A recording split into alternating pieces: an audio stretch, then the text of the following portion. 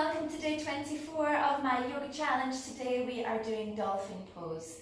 One of the things I love about dolphin pose is that we get to start in child's pose, which is my favourite. So come onto your mat, take your knees a little bit wider than your rib cage and just enjoy a nice stretch out here for the next couple of moments.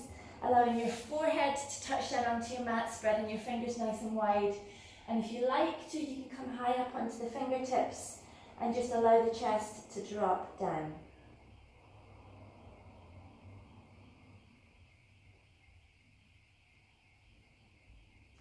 Now dolphin pose is very strong. It's very strong in the arms, the shoulders. It's going to help again with your hip flexors.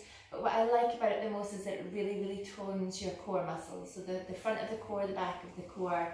I'm a yogi, but I'm a girl. I like to look good in my bikini, and I think that this one really helps. Also amazing for opening up your shoulders. So I'm going to show you the first version first. So you would come from your child's pose.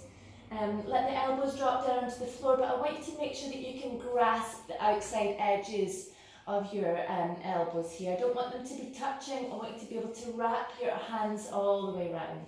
So once you've got that full stretch here, you're going to come up onto the knees, bring your knees in just underneath your hips and relax the feet. So you're in an all fours position here, feet are relaxed.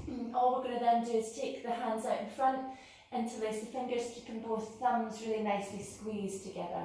It's important here that you're not allowing your hands to open up like a basket. You want to squeeze them as tight as you can.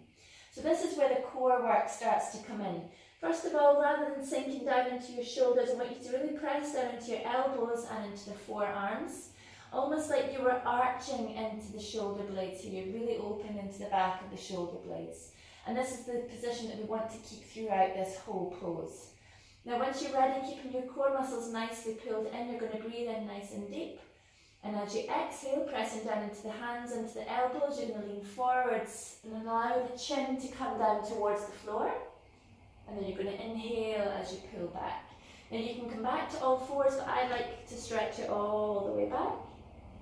Come forward in an inhale, dropping forwards on an exhale. Keep the belly nicely pulled in. Up. Exhale back. So you get into quite a nice flow here, and what you'll find with this kind of rocking forth and backward motion is you get into the shoulders in every single part. So keep pressing down nice and firmly into those elbows. Again, making sure that you've got that nice length between the ears and the shoulder blades. We're not kind of sinking in, you're nice and tall.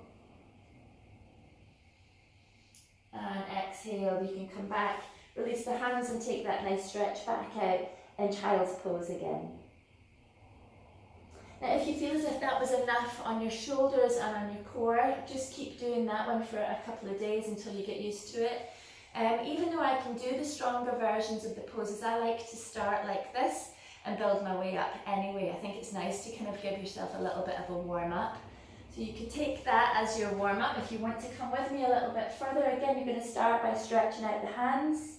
Drop the elbows down and making sure that you can get that really nice tight squeeze into the elbows. Now what this works for is it helps you to get into your headstand. So it's really important that the elbows aren't too wide. They're right underneath the shoulders. You can squeeze them nice and tight. Again, hands are exactly the same. Squeezing the palms together, elbows are thumbs are together. What you're going to do to come into the full pigeon pose is again make sure that you haven't sunken into the shoulders. We're going to press up nice and tall. Tuck the toes underneath at the back, and you're going to start to lift the knees, lift the hips, and we're going to press back almost like a downward dog position. Now your head isn't touching the floor here. If it is, you need to press into the shoulders and the elbows a little bit more. And what you can start to do first is just walk into your dolphin pose, and again it just gets the feet nicely warmed up. You're going to get a real good stretch into the back of the hamstrings here, so just allow them to open up each time you're allowing that heel to drop down. And once you've warmed up into the ankles a little bit, we're going to move into our pigeon pose. So again, pressing strongly into the elbows, take a nice deep inhale, lifting the hips high. And as you exhale, this time you're bringing the chin towards the floor. And as you inhale, you're going to press the hips nice and high, looking up towards the belly button again. So again, the head isn't touching. I'm supporting myself with the elbows. So exhale, Still lifting the hips up and exhale. Let's do it one more time together and then you can practice. Now each time you push back, I want you to push the chest a little closer towards the thighs. And once you've done enough, again, let your knees drop nice and wide. Let the hips come back towards the heels. And relaxing down into your child's pose. Again, if you need to relax the shoulders a little bit more, you can come into full child's pose by allowing the hands to come around by the side. Let the shoulders have a little sink in.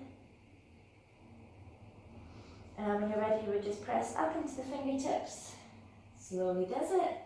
Up into your seated position again. So go for it, guys. Enjoy your dolphin pose, and I'll see you tomorrow.